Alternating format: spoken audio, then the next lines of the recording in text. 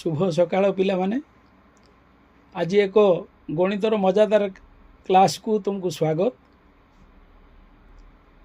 जो परदार देखा जाउथुवा तीनटा चित्र को लक्ष्य कर।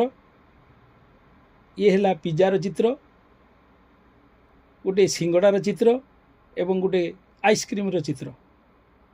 ये तीनटा चित्र को तुम लक्ष्य कला परे मते कह यह आकृति किमिति देखा जाउछि।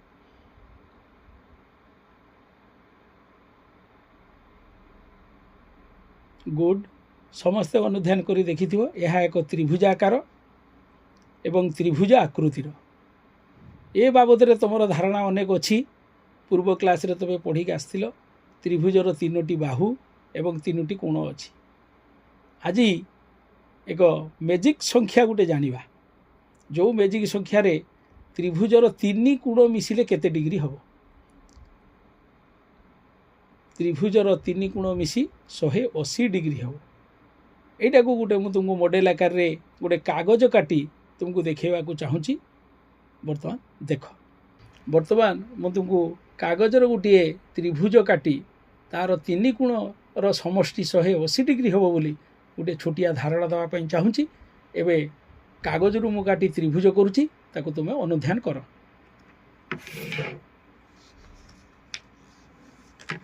यही भली गोटे त्रिभुजाकृति कागज तुमे काट।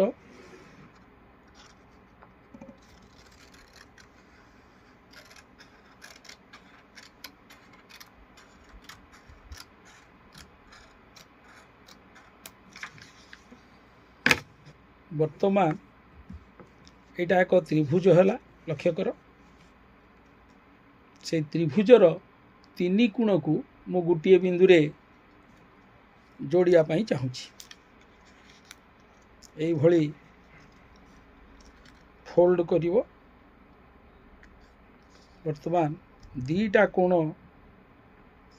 गोटे बिंदु रे आसी जोड़िला।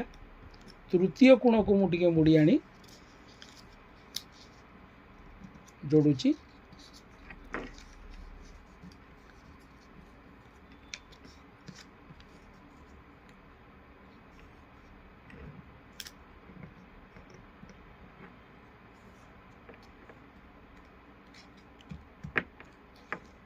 वर्तमान लक्ष्य कर, यही तीनटा वर्तमान कोण गोटे बिंदु रे आसी जोड़ीगला। वर्तमान मुझे बिंदुटा को सूचेया चाहूँगी।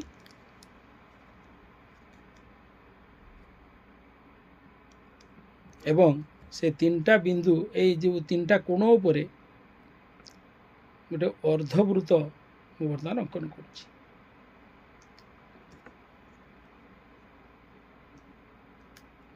यही जो अर्धवृत्तटा है, देख से तीनटा अर्धवृत्त रे गोटे बिंदु रे तीनटा कोण आसी मिसी।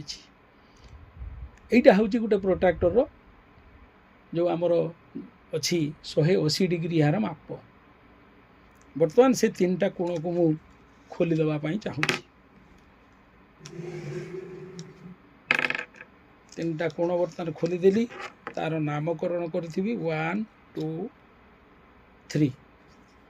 वर्तमान त्रिभुजटा को खोलीदेले, लक्ष्य कर। तीनटा कोण वर्तमान है 1 2 3। तीनटा कोण गोटे बिंदु रे मिसी थिला एवं 180 डिग्री कही। वर्तमान खोलीदेला पर जना पड़ला त्रिभुजर तीन कोण मिसी ताले केते डिग्री हो, 180 डिग्री। मजा लगिला। तापर आमे किछि आउ अन्य पाठ किसी जानिबा। आउ अन्य एक मॉडल रे से भली परीक्षा करी देखिबा बा आमे चिंता करी देखिबा जे त्रिभुज तीन कोण मिसी 180 डिग्री होछि कि नाही। गोटे बड़ चित्र, गोटे बड़ त्रिभुज तमे काट।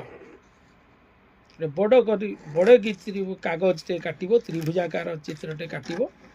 मु वर्तमान देख काटुची गोटे बड़ त्रिभुज गला। ये है गोटे बड़ त्रिभुज। यही त्रिभुजर वर्तमान तीनटा कोण रो नामकरण मु करदेली। ये है एक कोण, ये हूँ 2 कोण, ये हूँ 3 कोण। এই ତିନି କୋଣକୁ ବର୍ତ୍ତମାନ ମୁଁ କାଟିବା ପାଇଁ ଚାହୁଁଛି। ତିନିଟା କୋଣକୁ କାଟିକି ଆମେ ଦେଖିବା। 1 2 3 ତିନିଟା କୋଣ ବର୍ତ୍ତମାନ ହେଇଗଲା। এই তিনটা কোণକୁ ବର୍ତ୍ତମାନ ଆମର କାମ ହେଲା ଗୋଟେ ସ୍କେଲ୍ ବା ସରଳ ରେଖା ଉପରେ ସେ କୋଣ ତିନିଟାକୁ ବର୍ତ୍ତମାନ ଆମେ ବସେଇବା।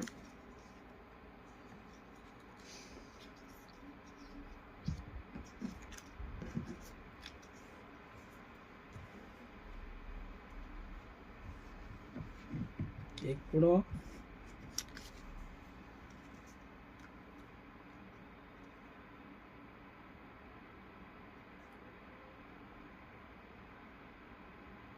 দুই,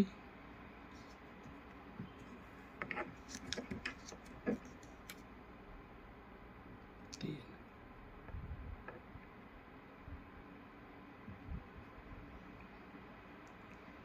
ଭଲ ଭାବରେ ଦେଖ, ତିନିଟା କୋଣକୁ ବର୍ତ୍ତମାନ ମୁଁ କ'ଣ କଲି, ଏକ ସରଳ ରେଖାରେ ରଖି ତାକୁ ଗୋଟିଏ ବିନ୍ଦୁରେ ସମସ୍ତଙ୍କୁ ସଂଯୋଗ କଲି। ଏ ତିନିଟା କୋଣ ଗୋଟେ ସେଇଭଳି ଅର୍ଦ୍ଧବୃତ୍ତାକାର ହେଲା। ଲକ୍ଷ୍ୟ କର, ଏଇଟା ଗୋଟେ ଅର୍ଦ୍ଧବୃତ୍ତ ବା ତୁମର ପ୍ରୋଟ୍ରାକ୍ଟର ହେଲା ଭଳିଆ ହେଲା। এই ଯେଉଁ ତିନିଟା କୋଣ ଗୋଟିଏ ଜାଗାରେ ଗୋଟେ ବିନ୍ଦୁରେ ମିଳିତ ହେଲା, ଏଇ ତିନି କୋଣର ସମଷ୍ଟି କେତେ ତାହେଲେ ହେବ? 180 ଡିଗ୍ରୀ। ଗୁଡ୍। ତେବେ ଆଜି କ୍ଲାସ୍ରୁ ତୁମେ ଜାଣିଲ ଯେ ତ୍ରିଭୁଜର ତିନି ବାହୁ ଥିଲା ଏବଂ ତିନି କୋଣ କଥା ଆଲୋଚନା କରୁଥିଲୁ। ସେ ତିନି କୋଣର ସମଷ୍ଟି 180 ଡିଗ୍ରୀ ବୋଲି ତୁମର ଧାରଣା ହେଲା। ବର୍ତ୍ତମାନ ଆମେ କିଛି ପ୍ରଶ୍ନର ସମାଧାନ କରିବା। ଦେଖ, ପରଦାକୁ ଲକ୍ଷ୍ୟ କର, ଗୋଟେ ତ୍ରିଭୁଜ ଦେଇଛି। ସେ ତ୍ରିଭୁଜର ଦୁଇଟି କୋଣର ପରିମାଣ ଦିଆହେଇଛି। ଯଦି ଗୋଟିଏ କୋଣର ପରିମାଣ 60 ଡିଗ୍ରୀ ହୁଏ, ଆଉ ଗୋଟିଏ କୋଣର ପରିମାଣ 50 ଡିଗ୍ରୀ ହୁଏ, ତେବେ ତୃତୀୟ କୋଣର ପରିମାଣଟା କେତେ ହେବ? ଚିନ୍ତା କର, ମୁଁ ତୁମକୁ ସମୟ ଦେଲି।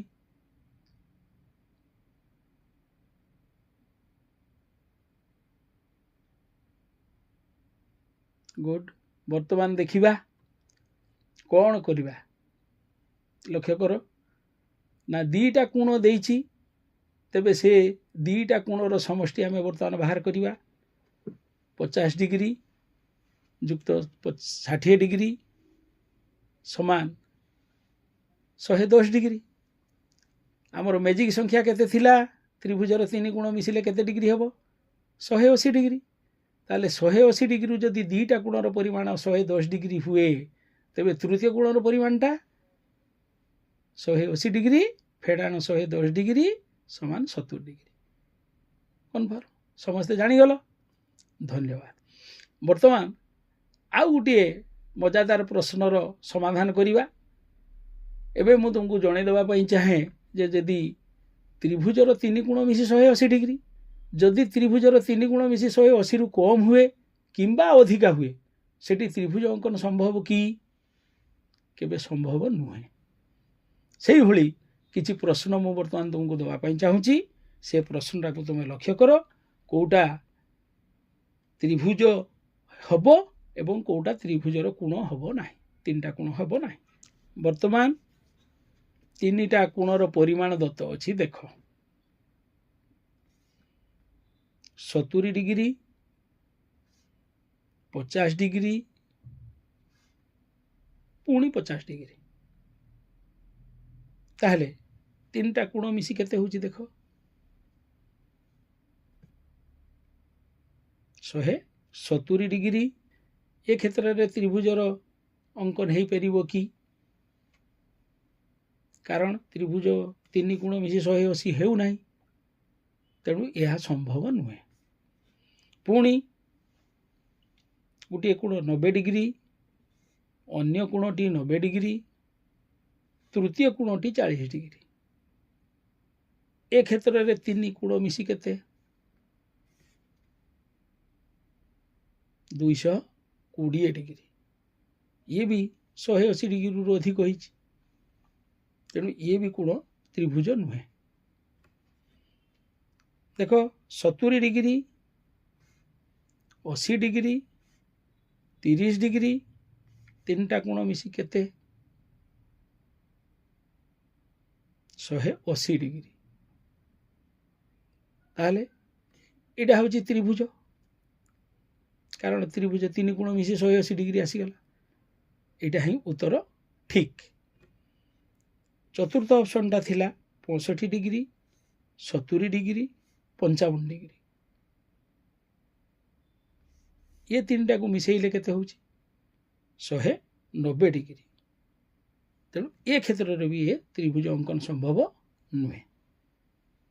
यही भली अनेक किछि प्रश्न आसीबो, जो प्रश्न की तुम मानकु समाधान करिया को पड़िबो।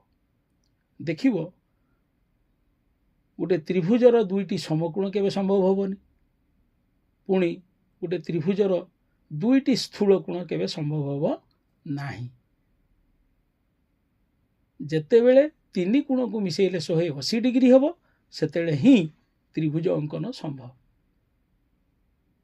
धन्यवाद। आउ किछि शेष करिया पूर्व मु तुमको किछि घरोई काम देबी। गृह कार्य हिसाब रे तमे काली विभिन्न प्रकार त्रिभुज तीनटा काटिबो, गोटे सूक्ष्मकोणी गोटे समकोणी एवं गोटे स्थूलकोणी। धन्यवाद।